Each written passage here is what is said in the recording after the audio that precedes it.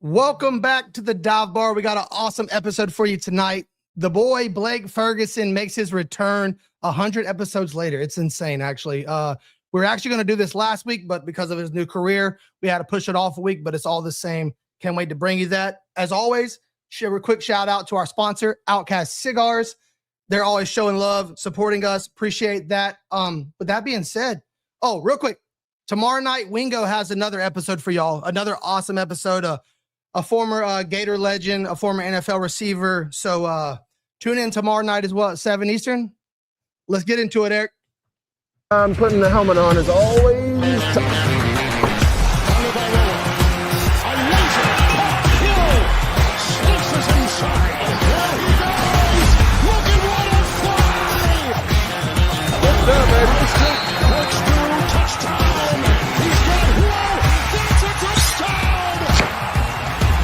The opportunity is right now. Terrific defensive play. Intercepted. From the Balboa. Off the block. Two on the move. Going deep. Speed race. He's got Hill. He's got Hill. The Dolphins have recaptured the lead.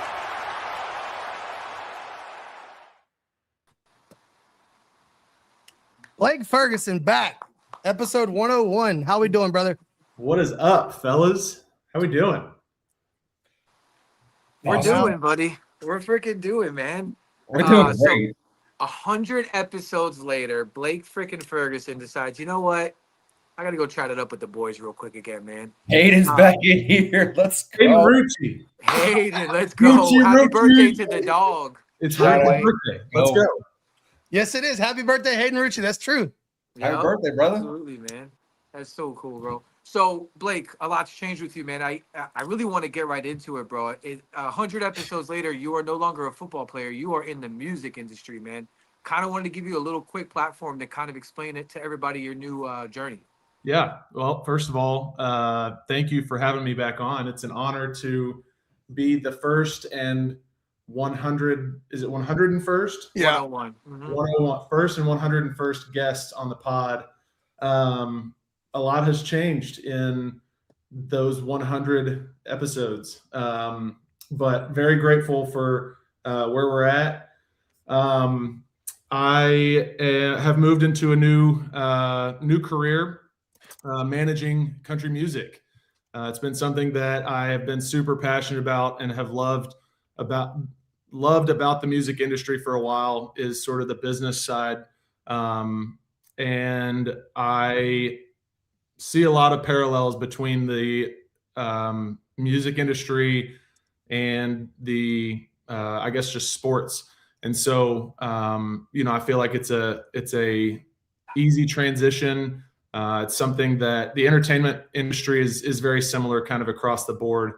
And so it's something I'm super excited about. And I'm excited to have an impact on up and coming artists.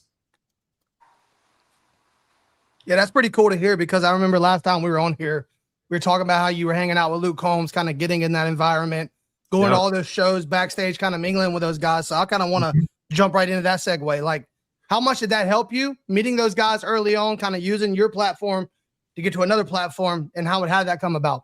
Yeah, it was huge. And I would say that I was super intentional about doing that from the very beginning. I had the opportunity when I was in college at LSU, go Tigers, by the way, 2027 national champions.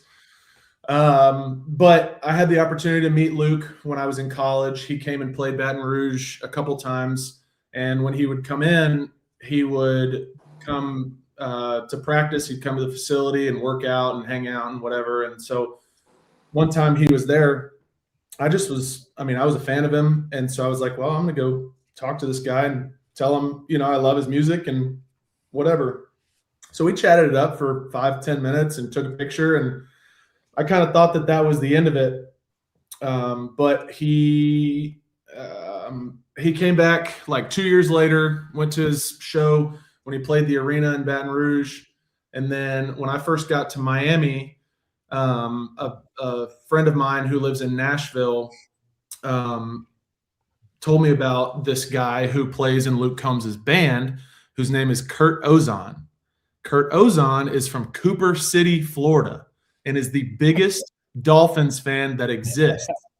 Oh. Kurt Ozon also happens to play utility in Luke Combs' band. Yeah. So that was where the connection came from.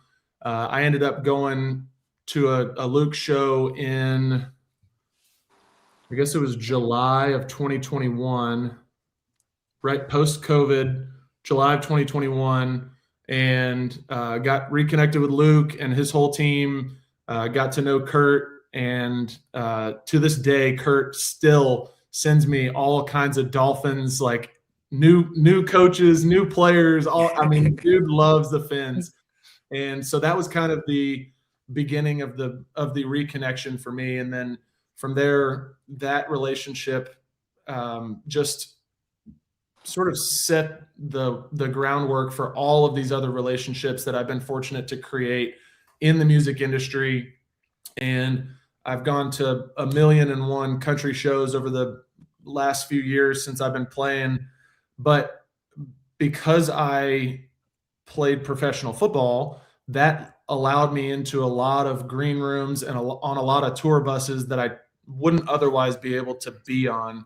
And so I tried to be very intentional about that. I wanted to I hate using the word take advantage of, but I wanted to take advantage of the opportunity to connect with artists that I'm a fan of, and just get to know them, so that when the time came to transition out of football and go into the music industry, I had a Rolodex of folks that I could call on and use as resources to make that transition as smooth as possible.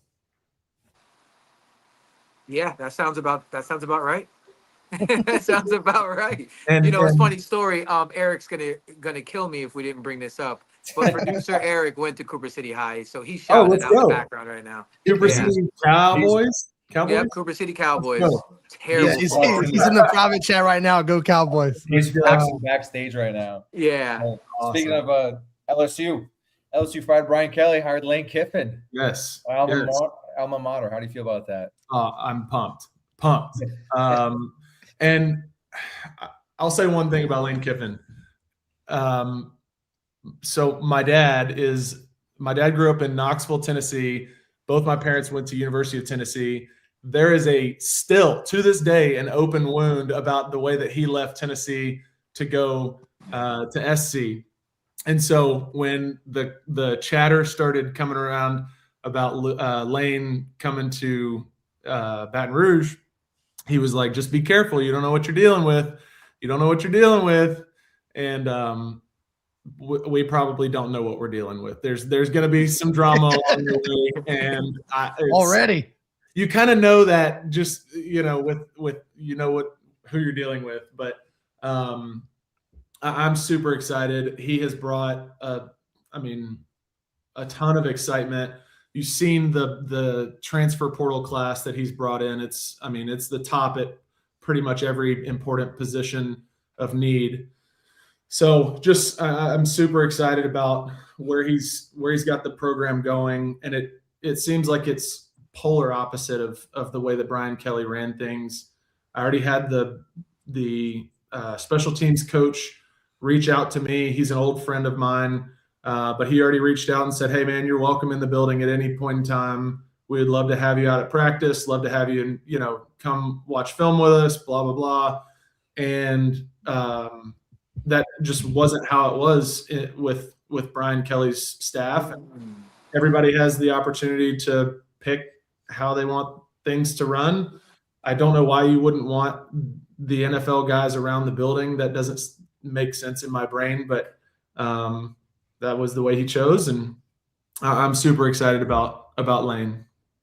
I will say that's one of the selling points with the Miami Hurricanes right now is Cristobal getting all the alumnus to come and hang around and be at all the games. Yeah, Michael Irvin running around. Michael Irvin is crazy, man. Bro, can you imagine being that age and having that kind of energy though? Yeah. Like, kudos to that guy, man. Like. Yeah. The stuff in Miami is strong. I'll tell you that much. Yeah, dude. He actually came out, funny enough. He came out and was like, guys, stop saying that, man. Like, I've done that. yeah, I haven't done that shit in years. That's And I'm like, hilarious. okay, motherfucker. Sure. Yeah. Yeah, sure, bud. That's hilarious. But no, it is cool seeing like Ray Lewis walking around on the sideline, like Yep. all those guys. Who was it that was wearing, was it Ed Reed that had the big hat on? Yeah. He was like consoling one of the players with a big hat. It's like, dude, we gotta take the hat off, Take man. him seriously with that on. Take the hat off. But that is, I mean, it's super cool. And it seems like that every coach that comes in would want to have that in their organization, in their program, because those are the guys who set the standard for the way that the program runs now. You know what I mean? And a lot of those opportunities that the guys have and the facilities that are being built are because of the success of the previous generations. So it is cool. It's cool to see at Miami, and I think every team should do it. I want to ask you a little bit about our rival because your brother plays for Buffalo. Yeah. Not to get too crazy, but they drop the ball again. They fall short again. Somehow you got Josh Allen walking out there every Sunday, and you can't get it done. How's your brother feeling right now? And falling short, but also like firing McDermott. Obviously, Joe Brady got hired today. Was that the OC when you were at LSU? My last year, yeah. Yeah. So I want to get your thoughts on that and kind of like what the vibe is like in the Ferguson, the brother group chat. Yeah, no, I think he's excited about Joe. Obviously, I think pretty much everybody was disappointed with them firing McDermott up there, because when you fire somebody like that has had the success that he's had, and he's one of the only coaches for that franchise in the last however many decades that has taken them as far as he did, it seems like that you would only fire someone like that if you had an obvious replacement. Mm-hmm. Now, obviously, you got to go through the coach hiring process, and you got to interview everybody. Maybe they had somebody. Maybe they had Joe Brady in mind the whole time. Maybe they didn't. But it just seemed it seemed odd that they would fire him when they did. But I guess, as with the Harbaugh thing, that you've got to sometimes it's better to just get a change of scenery and go somewhere else. We saw that with we've seen that with quarterbacks forever, that when sometimes they're in a new system, they're in a new organization, new coach, whatever. Sam Darnold, like, prime example, last year in Minnesota, this year in Seattle, those 2 years he's been incredible. And before that, he was in a couple organizations that just couldn't seem to figure it out. And so sometimes it's the same way with coaches, that they need a different change of scenery, and sometimes the team just needs to move on. So I think that's where Buffalo probably was. Yeah, and there's a lot of moving on going in Miami this year. Mr. Greer and Mike, they moved on to I don't think Greer is. I think he got a couple interviews with senior advisors at the Browns and whatnot. Mike's he's over in Chargers land now. Yeah, it's a bit of a different scene with the Miami Dolphins right now. Yeah, it is, and I think that it was time. I think that it's unfortunate the way that it went down, because there were so many good pieces to those teams in 22 and 23, and just over the last 2 years, it just sort of fell apart. And I think in all three phases, the team struggled. I don't have to tell you guys that. You guys watch every freaking week, but I think it was starting to move in the wrong direction, even when they were sort of finding a little bit of a groove towards the end of this season. I think it was kind of a toss-up for Mike at the end of the year, and obviously Ross can make his own decisions. He owns the team, so it's ultimately his call. But I liked the press conference. I watched the press conference for the new GM. Mm-hmm. I liked him. What do you guys think? I mean, is he the guy? Are these guys the guy? I'll let somebody else answer because you already know what I have to say. Okay. Joe Robbie's you were 16-1 already before the Okay, season all right. started. So There we go. I mean, he's one of the guys that we did talk about, and we did like him. We did like I forget his name was Ahmed from the 49ers. Really liked him, but he was definitely Sullivan was one of the guys that we did like. It's just I think we talked about it on the first episode, Blake. We talked about culture and getting away from that soft Miami label. We've heard it so many times. We've heard it every year, and I mean, he's saying the same stuff in the press conference. You heard it, is that he wants to change the culture and. Green Bay's got a historic franchise, storied franchise. They're winning franchise as of last 20 years, 10 years. Won more playoff games than Miami has in 26 years already with Jordan Love. But yeah, I mean, we're excited. At this point, it's kind of this is in my lifetime. This is like the fourth rebuild maybe. Yeah, I think. But I'd like to see. He's saying all the right things, so that's all you can ask for right now. We were talking about it the other day when the Patriots won the AFC Championship, and it's just such a sucker punch to the stomach to see them go through their 3 or 4 bad years, and then they're right back on top. And it's like the Bills, the Dolphins. There's just a couple of franchises that it seems like got passed up during this sort of down period of time for the Patriots. I love Drake May. I think he's a really fun dude to pull for, which makes it. And I think Josh Allen's the same way. Josh Allen, if he didn't play for the Bills, all 3 of you guys, I think you would fan of Josh Allen. Love to pull for that. And I think the human side of him is even better with Josh Allen. Yes. I think Drake May is the same way, where he's just a fun guy to pull for. Seems like a really down to earth dude. It just so happens that he's a division rival quarterback. But it does suck seeing them go from, having Tom for all those years to being right back at it, however many 5 years later. But that's the way it goes. The good franchises, the good organizations find ways to get back. I mean, Philly did it after they won it in 2018, and then they were right back there in 21 or 22. So. I mean, the good ones find ways to do it, and hopefully Miami at some point can right that ship.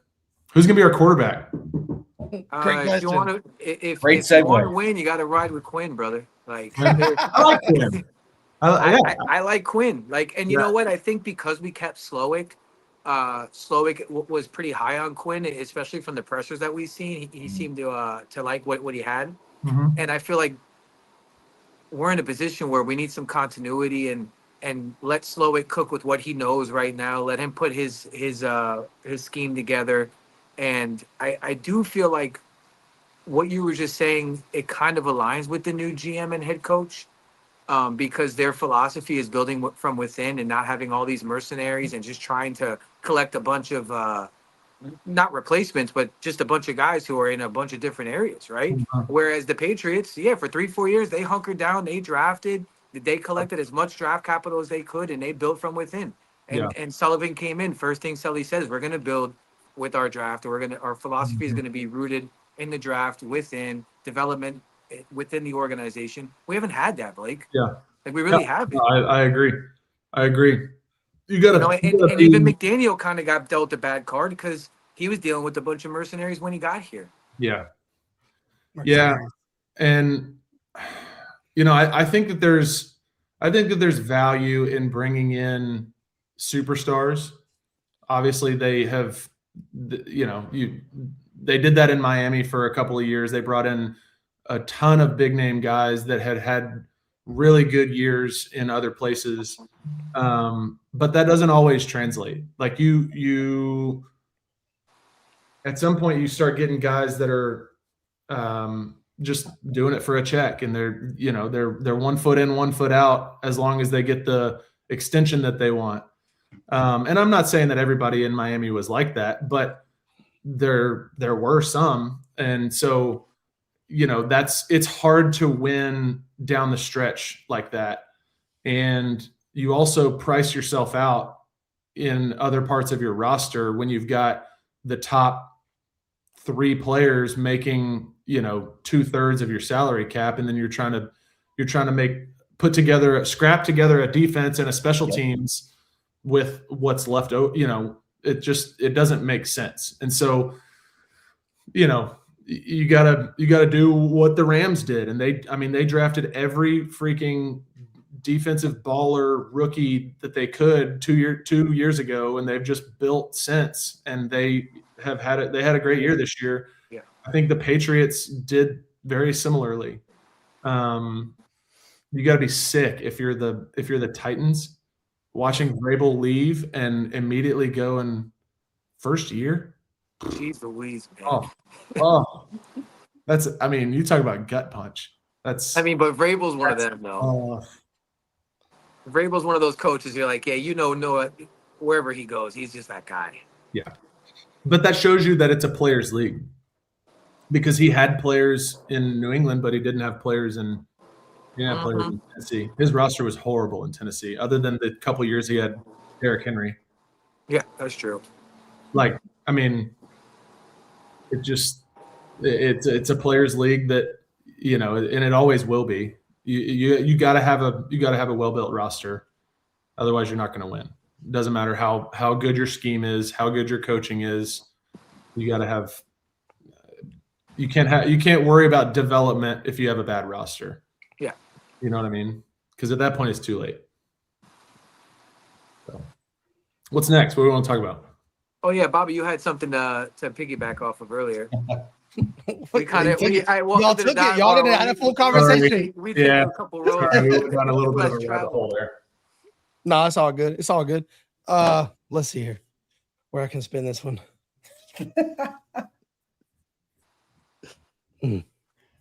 Yeah, just see, that's the thing about Joe. You and Joe got together and you just had like 3 conversations, and the podcast is over.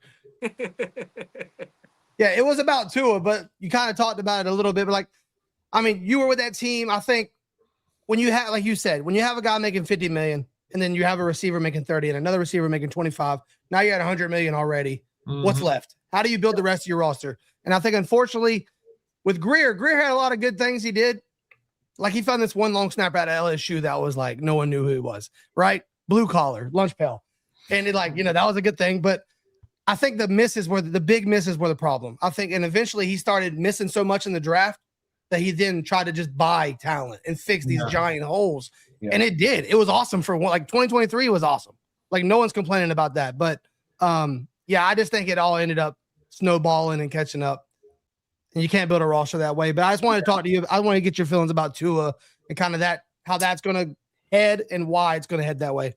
Yeah, I hated seeing Tua sort of go down the way that he did. I think we all kind of saw it happening in slow motion. We knew when we drafted Tua that it was, it was paper mache. We were just trying to keep it together. Yeah. You know what I mean? And it stinks to have to always have that piece that you're worried about, and that just adds one more variable to, it's already hard to win in the NFL. It's even harder to win when your quarterback isn't there all the time. And it's not his fault. He was giving everything that he had to the team, and sometimes he would put himself in harm's way, but most of the time he was just trying to do his job well. But, I think that at some point you have to make a tough decision to, you got to cut your losses, admit that you put yourself in a bad situation, and you got to move on. And I think that, I don't know if Quinn is the guy, I don't know who the guy is, but I think at some point you have to admit that it was the wrong decision. And, I hate it for him because he's a good dude. He's a good teammate. And, I'm sure he'll go maybe somewhere else, or I don't know if he'll stay on or whatever, but, I think that he'll play more years in the NFL. He'll be back on the field. Probably just not in Miami. Yeah.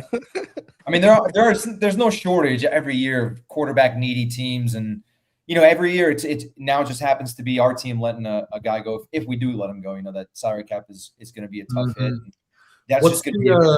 Sorry, I don't mean to interrupt. No, what's the cap hit for this year and next year if they cut him? Is it stupid? It's like a record. Yeah, it's like very his full stupid. salary, like 50+ million per year. Yeah, it's more than Russell Wilson's was when he was with the Broncos. It's extremely stupid. Okay. So that's why part of me is whether he's on the team or not, it's costing the Dolphins $50 million. Like salary cap. Yeah. Which was my next question. Where do you stand on dead cap? Yeah. Oh, I don't want to talk about it. Goodness gracious. I didn't realize it was that bad. But I mean, you structure contracts to where, you sign a guy to an extension and it benefits you early. And if it doesn't work out, then it really hurts. Yeah. But that's that. Producer Eric pulled it up next year. So if we cut him this offseason, he'll make, regardless if he plays for us or not, $56.4 million. 2027, he'll make 31.8. So I mean, yeah. The only problem is you see what LeBron, like you talk about the Patriots and how they turned it all around so quickly.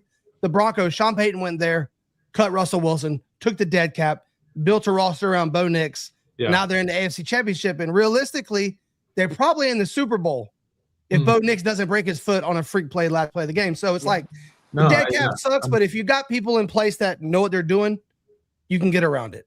This is the real number here. This is the real number. It's $99 million. It'd be more than Russell Wilson's cap hit.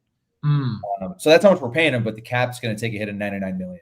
Yeah, and honestly, that's June 1st. So it doesn't matter. I mean, it doesn't matter what he is owed. I mean, Ross is like one of the richest owners in the NFL. It's a matter of what it's going to cost the team in the salary cap, and that hurts. But I think that you're right. I think that if you do similar to what the Broncos did, admit defeat, go through a couple of not so great seasons, and hopefully draft well, you can get right back there. It's just a matter of, do you take a quarterback? Do you ride with Quinn or try to sign another young quarterback? I don't know. I don't know what you do. But I don't think we have the money to be going out to sign anybody else right now. I think we just ride with Quinn, draft somebody that you like in the draft, and that was the philosophy in Green Bay. Draft a quarterback every year or every other year. You saying they've got 5 for next year? Yeah, they've got 5 top 90 picks of the NFL players this year. Okay. Or NFL draft this year. So you have 5 shots at the top 100 players. Like, what pick do the Dolphins have? Like 11? 11. Yeah. Do they take a quarterback with that? No. No. Let's not get crazy, Blake. I would say next year is the quarterback. It's a quarterback light class, but yeah. I'm talking pick like 111, Is that 149. Yeah, it's Gumpy. Gumpy tunes in. He's always showing love to the boys. What a guy. Dude, hey, shout out to Gumpy. He had an awesome moment with McDaniel today. I know how much that meant to him. McDaniel went on the Pat McAfee show, and he got a little he got to have a little one-on-one at the end and tell him how much we appreciate him. And it's the truth. Cool. Let's go. We had highs and we had lows, but reality is McDaniel was the funnest football we've seen in our lifetime. Yeah. Like, it all did whatever it did, but like McDaniel brought us something we never had. Yeah. So, I mean, we built a podcast off McDaniel's back. Let's just be honest. There you go. That's kind of the way that I feel about Lane Kiffin. Is like, I don't know what it's going to be, but it's going to be fun. You know what I mean? I think McDaniel was that for the Dolphins for however many years, 4 years he was there. I don't know what it was, but it was definitely fun. How crazy is it that McDaniel is now coaching the quarterback that so many Twitter wars were had over? Like, that's so ironic. And if they go and have success, it's going to be diabolical. Yeah, it definitely is. And I mean, you'll never hear the end of the Brian Flores was right jokes if he goes and has success with Justin Herbert. Oh man, never going to hear the end of it. And it's gonna happen, right? Like, we all know it. Like, we could pretend it's not gonna happen, but it's going to happen. And the crazy part is, like, I had a question for you. Do you think, like, now that the dust has settled a little bit, do you think McDaniel was hired a little too early, like head coach wise? No, No, right? no. Okay. I think every coach has to go through some adversity. I feel like he said that every day. Yeah. You, Adversity is opportunity. I'm sure you have nightmares about that. it was on every wall in our locker room. No, I don't think he was. I think sometimes you got to go through some stuff, learn about yourself, learn who you are. I think Brian Flores, the next time he goes and gets a head coaching job, he's going to crush. Yeah, agreed. He's going to have learned from the mistakes that he made his first time in Miami, and since then, he's going to have learned from those lessons, and he's going to go and crush it. And I think that if Mike gets another opportunity at some point down the road, he'll learn from that. I think you're going to see a lot of chatter about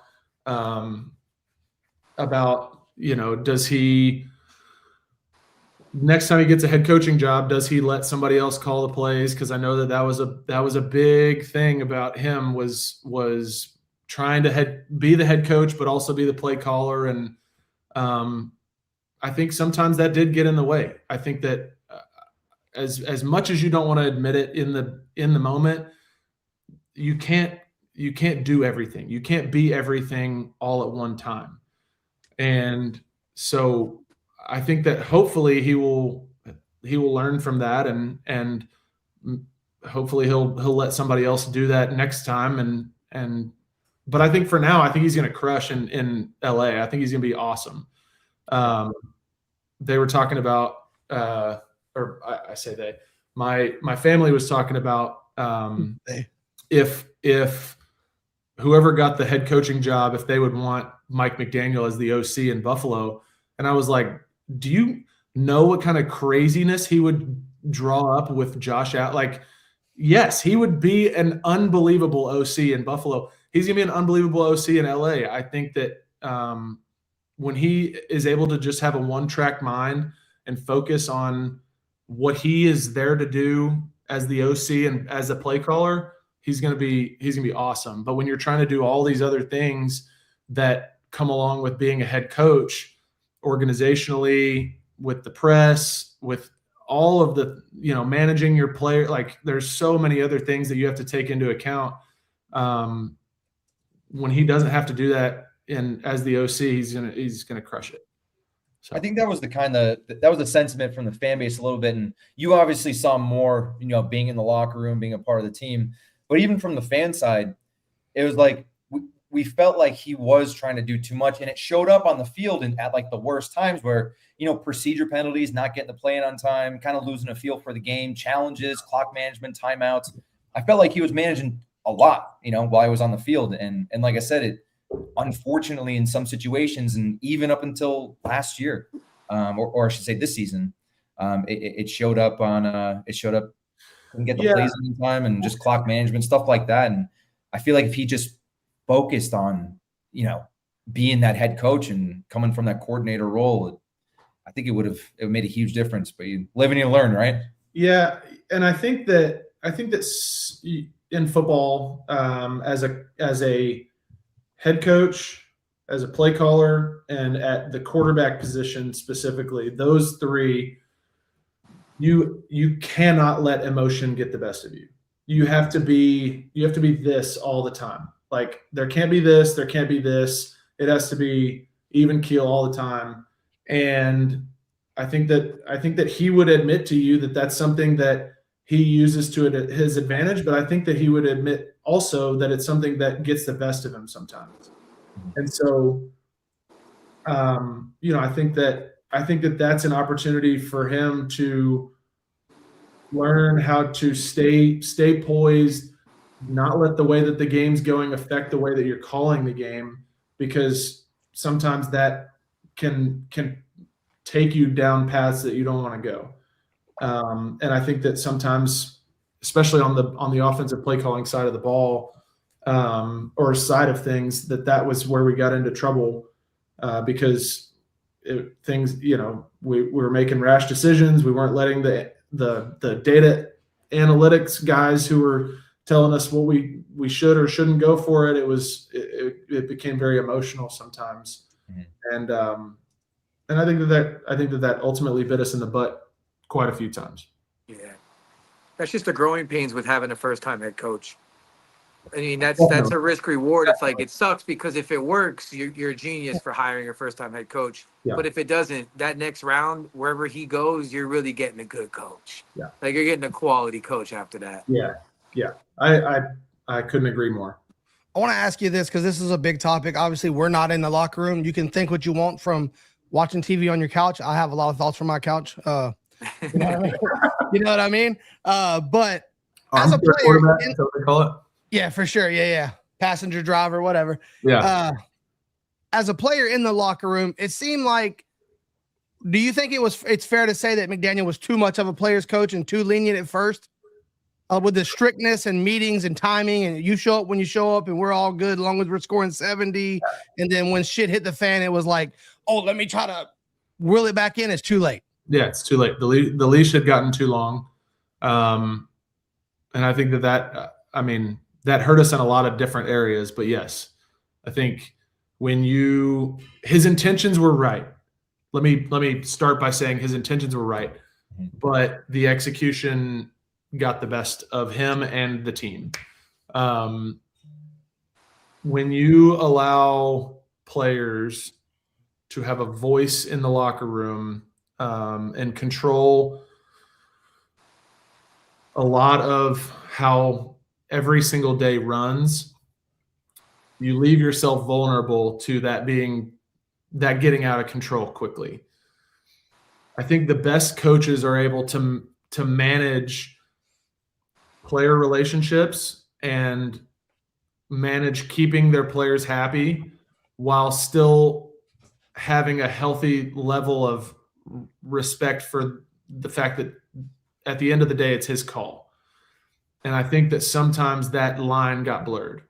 Mm-hmm. And so I do think that by the time he decided to put his foot down for certain things, it was too late.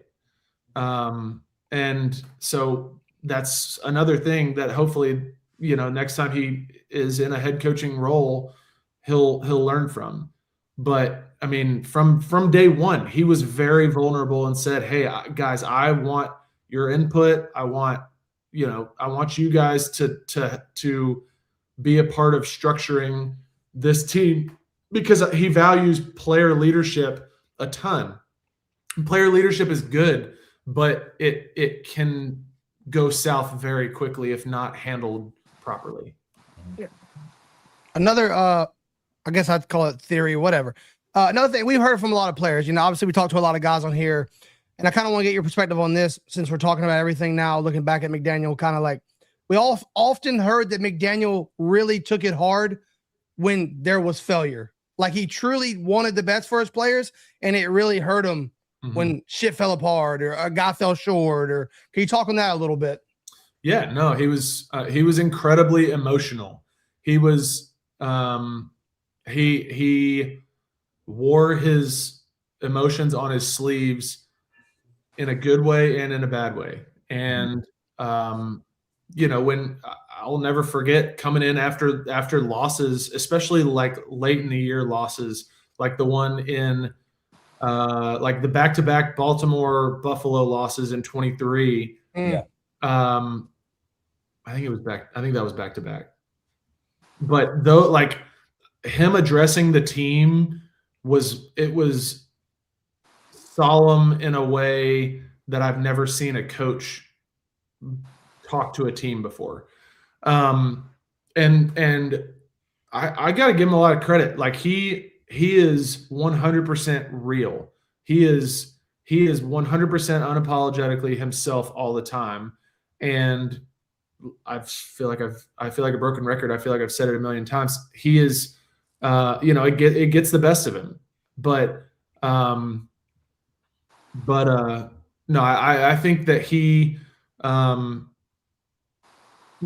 do think that he feels that. He feels the wins very strongly, and he feels the losses even more strongly. Mm-hmm. I just think that you in a position like that as the head coach and the play caller, like you a loss can't phase you. It can't. And I think that you can admit defeat and admit, guys, we got to do better, and we got to look ourselves in the mirror and whatever the cliche quotes you want to use. But you also have to be the guy that's going to stand up and say, I'm going to be the person that fixes this. First and foremost, I'm going to be the one that makes this right, and everybody else follow me. And so, sometimes it just felt like that it was just too emotional. So I don't want this to feel like that I'm crapping all over McDaniel. No, I think you're speaking all of the unspoken truths, right? Yeah. And it's actually, I think it's a testament to Mike as a human. Like, Yeah. I think everybody can agree He's one of Mike the as a greatest, human is a 10 out of 10. I've ever been around. He Yeah. cared for players more than anybody I've ever been around. And so I don't want it to feel like that I'm talking about him all negatively. He was amazing, and he was I was on his leadership committee, and cannot thank him enough for just some of the amazing things that he did for Miami, for my career. But I do think that there are shortcomings, and I think we all saw them. I mean, that's you don't get fired because you're winning, right? I mean, it's just part of the game. Unfortunately, it's a vicious game. It's a vicious business. Yeah. But I'm excited for his future. I mean, he's sometimes, as fans, we kind of get salty when people leave, and he's one of those guys. When he leaves, you kind of want him to just do good. Like, it sucks that he's with Herbert now, but we're back in our rebuild phase right now. We keep an eye on him. Yeah, definitely. Oh man. Speaking of rebuild, that's kind of how you were talking about earlier. I wanted to step in and say this. I feel like you don't draft a quarterback this year. You let Quinn, and no disrespect to Quinn, this isn't only about Quinn, but you kind of got to cut off some of the big contracts, take those dead cap, whatever you got to do right now. Let Quinn run your offense. Let Quinn, carry the boats, and go and win. Do what Flores couldn't do and tank proper. And you might be playing with Joe Burrow right now. Although Joe Burrow has probably been more injury prone than Tua, but nonetheless, that's a different conversation. I ain't gonna make you go there. I know. Yeah, they might cut you off. You're no longer allowed at the college or in the suites. I think you go and properly tank, and rebuild a roster. And next year's class much better than this year's class, at least on paper. Obviously, that changes very aggressively. It seems every year you think it's a loaded class, ends up being a dud. Then here comes a guy out of nowhere like Fernando Mendoza. So I think they need to truly break it all down, get rid of these guys that are in win now mode and win now contracts, and just get back to the baseline and let John Eric Sullivan to go build a team inside out like he says he will. And I think that will be more beneficial that way. No, I definitely agree with you. I think that Quinn will be serviceable, and if at worst he'll be serviceable, at best he'll be awesome. You know what I mean? There's a ton of upside for him. I don't think that you'll have to worry about him being like, y'all aren't going to go 0-17 next year. You know what I mean? I say that, knock on wood. No, we're good with it.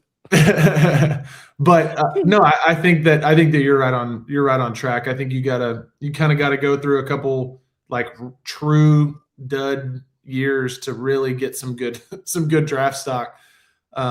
This past year being one of them, and really rack up those draft picks, because you can see what happens to the team when you run out of draft picks and you start trading for free agents. And veterans without any real plan for the future. Yeah, and I mean, listen, we can get used to Quinn rolling up in a George Strait shirt, Come on. buckle boots. Come on, bro. Come on. My sources are actually telling me that Blake Ferguson is already trying to persuade him to move to Nashville. Hey, You don't even know how to say. No, let it be known. This guy wore boots and jeans before it was cool to do so. Before it was cool. Oh my God. Dude, Very so I true. kind of wanted to veer off with the football talk a little bit, get more into some fun country music talk. Somebody had a really good question. Bobby, can you pull that question up? Oh, I think it was Jonathan. I think we started. Since start, yeah. Yeah. Okay. So Jonathan Cumbian wanted to know, who's your favorite Texas country music artist? This is going to be a double answer if I can. Number one, I think Cody Johnson is just he's such a stud. I'm actually going to go to his show next weekend. And then part B to that question, the guy that I'm working with right now he's a killer. His name is Alex Lambert. He's out of Fort Worth, Texas. So I have to give my guy a shout out. For sure. Go stream some of his music. He's kind of on the like soulful side of country music. He kind of lives in the like the Marcus King band, Chris Stapleton world. His like Leon Bridges, if y'all know who Leon Bridges is. Yeah. Very soulful. His voice is incredible. And so I'm super pumped to be working with him right now. And you know, I think that he's like one little moment away from just like taking off like a rocket ship. He's gonna crush. You heard it here first. Inside scoop. Alex Lambert about to burst. Yeah, as we've said. What's actually interesting about Alex, so Alex, when he first finished high school, he left and moved to LA, and he was writing pop music with Justin Bieber and Carly Rae Jepsen in like 2011, like 2010, 2011. He's got a Justin Bieber cut. Dude, you pulled my card because I'm a huge Justin Bieber fan. Are you really? Yeah, huge Justin Bieber fan. All right, I'll send you the music. That's funny because I always look at the credits for Bieber songs, and Alex Lambert 100% is on there. That's crazy. But yeah, so he's he kind of did that thing. He was in I want to say he was either on The Voice or American Idol. American Idol. But so while he was in LA, was just kind of doing songwriting. Little Treaty Oak shout out there by our boy Joe Nixon. Let's go. Treaty Oak, they're good. Anyway, he was in LA, right? He started writing for some like pop sort of music, and now he's in his own artist world, making his own music. So yes, Dana, Joe's got Bieber fever. Guy's a great artist. Guy's a great artist. All right, so let's do this then. I kind of wanted to get your idea because me, Ghost, you don't listen to much country, right? I listen to the popular stuff. Okay, cool. I wanted to do like a Mount Rushmore of country artists. That's tough. I know it's tough. Now we can do this. Let's do this because it's easy. There's so many to choose from. We'll go new school, old school, because you can't really mix the two. It's too hard, right? So let's start with old school, Bob. Are there 4 heads on Mount Rushmore? 4 heads on the Mount Rushmore. Okay. I'll let Blake, you start us off with the first head. This sounds terrible. I don't think I could name you all of the presidents that are on Mount Rushmore like confidently. Me neither. Anyway, so old school, I'm gonna go. You got to go George Strait, Alan Jackson. Garth Brooks. No. No. Tim McGraw. I'm gonna go. I'm gonna go Willie Edgar Nelson. Allan Coe. I'm gonna go Willie Nelson and probably Merle Haggard.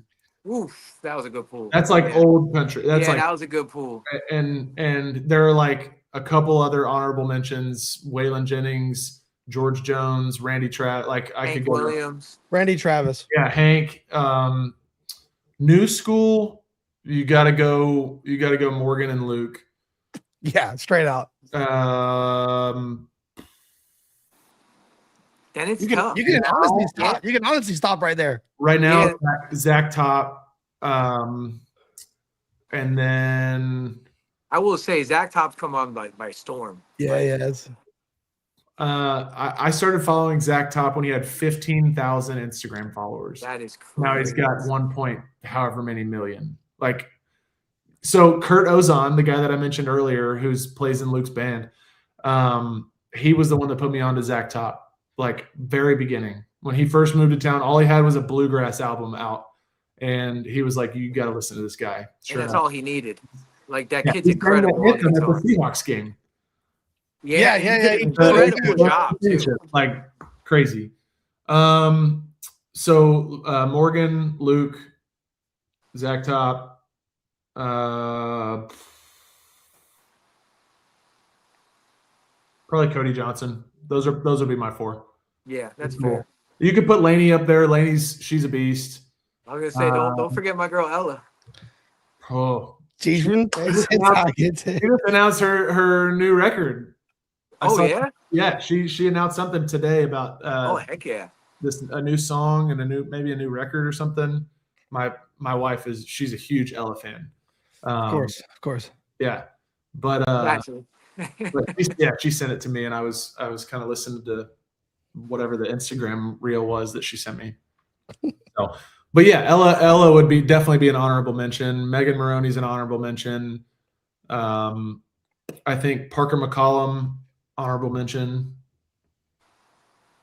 John Party is a sleeper. I like John. I like John Party. One album ago, John was peak. Like, I like John a lot. I mean, yeah, Darius Rucker's a legend.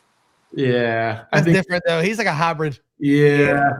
He's kind of in the in between world. He's too hooty for me. Hootie and the Blowfish, yeah. Yeah. You know, it's so cool, Blake. So me and my wife love Luke, and we traveled for one Valentine's Day. We went to Nashville. We got to go to Grand Ole Opry and see Luke, Darius, Jimmy Allen, and it was. Dude, the cool part about the Grand Ole Opry is so cheap. We ended up doing 2 shows in one night, which was pretty cool. That's awesome. That was sensational, bro. That's awesome. That's super cool. cool. I wanted to ask you this, because I know y'all announced you're expecting a kid, but do we know, like, boy or girl? Are y'all waiting? What's yeah, going we're having a little boy. Hey, let's go. A little future long there you go. that Luke Combs Father and Sons album is about to be hitting hard, son. Abby's already like in tears listening to it. Oh, dude, I was so lucky to already have 2 kids when that came out. Dude, that was so good. I was trying to tell these boys, and they're just like, dude, you had to be there. It was awesome. You know what's funny about that one? So that album was kind of a passion project for Luke. Yeah. You look at like traditional country albums, that is not what you would normally identify as a traditional country album. I was in Luke's green room. I think it was in Indianapolis or Buffalo. When he was like, hey, do y'all want to listen to my new record? I just got the masters back. And we were like, yeah, like, yes. And he was like, I got to give you fair warning. It is all sappy dad songs. And I was like, this is gonna hit. And yeah, of course. Sure enough, it did. It's an incredible record. I will probably get it, the vinyl copy of it here soon, so I can really listen to it with my new baby boy. But yeah, we're so pumped. She's like getting close to like the any day now territory. Yeah. But man, it's been fun, like talking about, you know, what he's gonna want to do for a living, and like, is he gonna want to be a football player someday, or is he gonna whatever? And so it's exciting. It's the first one is gonna be a new adventure. Yeah, as the in-house father, or the first, I have to tell you, pump your brakes, son. All that stuff's coming. First, you got to deal with the lip, changing shit diapers, the blowouts, throwing food back at you, talking shit. You don't even talk about that stuff right now, Blake. You're not there yet. Okay. I'm actually in the trenches right now. My daughter is almost 2 months, so Oh, Yeah, I'm in the trenches heavy. I'm actually so grateful my wife even lets me do this, to be honest. It's really cool of her. yeah, you're lucky. You're lucky. I'm currently reading a book about how to get babies to sleep all the way through the night by like the 10-week mark, and I'm like, Throw it away. You can this- just burn it. That book is a You lot. can just You burn sit on a it. throne of lies. I'm like, this is aggressive, but hey, I'm here for it. I'm excited. So I'll report back here in about 4 weeks when we're actually in the trenches because Dude, I'm so excited for you, bro. It's the best. Like Bobby will tell you, man. There's nothing like the pregnancy room, dude. It is like Locked a in, football game times 1,000. The adrenaline, the focus, just watching your wife just beast it out, and just they just become superhuman, man. And you just have so much more respect and love for your wife afterwards. And it's just like, oh man, it's incredible, dude. Like I'm still kind of have like a little that adrenaline effect. Like I feel like it'll wean off soon, and I'll be like, all right, fuck this kid. But like right now, but right now, dude, it's like every moment, every time I get home from work, I'm like, oh my god, yeah, there she is. Oh my goodness, oh, like, and we're fighting for her, and like, it's the best, dude. And just like getting to know you through this podcast and shit, like you're gonna be a great dad. You're gonna crush, and Abby's such a sweetheart. I got to meet her at the facility, like super sweet. So yeah, you guys are gonna crush. thank you, appreciate that. That means a lot. Heck yeah, man. Ghost, what you got, bro? About to wrap here. I'm enjoying the country and then the kid conversations. Two things can't really relate. The kid talk scares. The kid So, talk you know, scares I Ghost. think somebody put in the replies. He goes, "Hey, yo, my dog Ghost's been in a coma for 20 minutes." I enjoy the conversation. I like listening. You know, I'm like a guest on my own podcast. He's being AJ Hawk on Pat McAfee's podcast. There you go. Yeah, that works. It's so funny. They leave AJ in his own screen the entire show, and he's not much of a talker. It's so awesome. Right. No, Like, he just kind of sits there and listens and smokes a cigar. I do think I got a good question for you. It's a good way to kind of wrap up the podcast. Anyway, you think you're getting back into football, whether playing or coaching? I know you talked about, LSU inviting you in and whatnot. I know you got your thing going on right now in the music industry, but that stuff ever crossed your mind? I think the only thing I would get into football wise would be like coaching my son's team. Yeah. But like youth ball, like not serious football. Yeah. I think Until he goes to high school, and then he's going to be coaching high school. Yeah. I'm not going to be Phillip Rivers out there with a headset on. No, I do think that like there's value in teaching the fundamentals of the game, the rules of the game, like helping them build a healthy sort of understanding of the game of football, because it is the best game in the world. It's the ultimate team sport. Like it is the most fun thing in the world, but I couldn't do it at a high level. I watched the Seahawks coach, McDonald, talk about seeing his son for 30 minutes a day or that's crazy or whatever it was. And it broke my heart because I'm like, that's not, I don't know. I don't know if he was using that as a flex for like how hard he works, but it made me sad because I'm like, I don't want that to be me. You know what I mean? I want to be present in my kids' lives, and I want to be around, and I don't want to be so encapsulated by the game of football that I miss what's really the most important.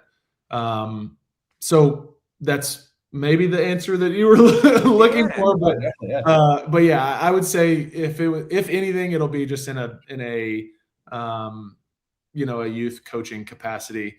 I'm done playing. I'm good. You look fantastic, bud. Thank you. This game has done so much. Reporter zip pitch you. Appreciate it. This game has done so much good for my brother and myself. I don't look at it in any kind of negative way at all. There were a lot of really good days. There were a lot of really hard days. And I do want my son to play football at some point in time. But for me, I'm good. I'm good. Gotcha. So that's an official retirement statement on the dive bar? Yeah, well, I don't know if the paperwork will say that, but let it be known I have turned down a couple of calls through my agent from other teams. All right, call up Darlington. We got the scoop. We got the scoop. Yeah, you can go ahead and text Shefty. He'll put that. Wait, can you imagine though? Just picture this, boys. Blake just literally breeds a long snapper. He doesn't play anything else. Yeah. It's like, no, he's like, dude, 8 years old, you're just gonna be fucking rifling balls through You're your on to legs. something. I mean, Because guess what, boys? That's the fastest way to get a free education at the end of the day. Yeah, right. It is. It's and it's a fun craft too, because it's like you can just you can be such a perfectionist, and sometimes it gets the best of you. But you kind of fly under the radar, and you take pride. You have to take pride in that. You have to take pride in being the guy that nobody ever talks about, except for when they tweet about politics. that brings me to my next point. We were so close to not saying the word. We were so close. Yeah, I know. We were almost there.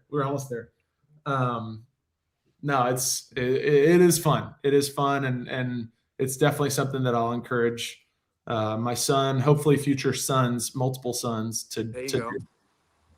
Well, let me tell you this too. Go ahead, Bob. Because I told Joe this. I was always thinking, I'm a burly guy, football guy, whatever. Always thought I need a boy. And then God decided I needed a girl, and God was right. I did need a girl. Girl dad. Let's go. Listen, the thing is, the girl cuts that edge off of you a little bit and kind of I really struggle with that. I'm not afraid to say it. I don't have the emotional, that really, my dad never, we didn't have that in the house. Just, I'll leave it at that. We didn't have that in the house. So I didn't have that. And, a little girl coming in, and it's being my first kid, especially, it just kind of cut that edge off of me and kind of locked me in with life and understanding, got me a little more sensitive with, that stuff. My wife still says I don't have enough of that. We'll work on that. You are not sensitive, brother. No, I know. I'm and on the phone with you when you're yelling at them kids. You are not sensitive. That's what I'm trying to tell you, Blake. Them kids will test you, bro. You think you're a Christian. You think you're a good guy. We're going to find out. We'll see the news articles, okay? I had to. It's funny you say that. Bobby had the kids by himself at the house during the podcast, and I had to hit mute on Bobby's screen a few times. He got out of the chair twice. Oh, these kids know Tuesday night is 7 to 8. They don't come in this room, and they wasn't listening that night. So there we go. Yeah, the chat remembers that. That was rough. How old are they? My son is 3, turns 4 next month, or 4 March 5th, and my daughter is 8, and boy, she's 30. Good Lord. Oh, she's so grown. So sometimes me and Bob will jump on a little Fortnite, and she'll come on and she'll just boss us around the whole time. We talking so smack cute. too. I love it. Yeah, it's a funny thing, right? So Bobby's not sensitive, and neither is his daughter, because she is her father. That's so right. You play video games with these two, they're just screaming at each other the whole time. It's the funniest thing ever. Well, she don't listen. We're in a sweat. We're going on taking on a squad. She's carrying a drop body around the mat like this. What are you doing? I'm down. Come revive me, you crazy. Anyways, Blake Ferguson, appreciate you, brother. It was great catching up. I know I probably messaged you one time too many over the years, but glad you finally, came back and hung with the boys, man. It was good catching up, man. It's an honor. I appreciate it. And hopefully I can come back and catch up with you again sometime soon. For sure. Hang out 1 minute so we can go ahead, Ghost. I was gonna say just you and Luke can come in. You and Luke can come and hang out. Yeah, that'd be great. Yeah. No, I just wanted to thank you again. It's I know you kind of realize it, but you might not realize it is you really helped build the things that we've been doing over the last 2 years now. And it all started with you and, helping us land the first episode, first player, and steamrolled into, Alec came on, then Tyreek, and got a good word of mouth in the locker room. And I think you were a big part of that. We really appreciate it, Yeah, especially getting our hats around the facility. Oh yeah, man. I was slinging those things like the Grinch in the mailroom. I was slinging those things out, man. One of the coolest things was we had one of the reporters. We had him on the podcast, It was Moss, and he said, "Yeah, I seen your hats around the facility a lot, actually."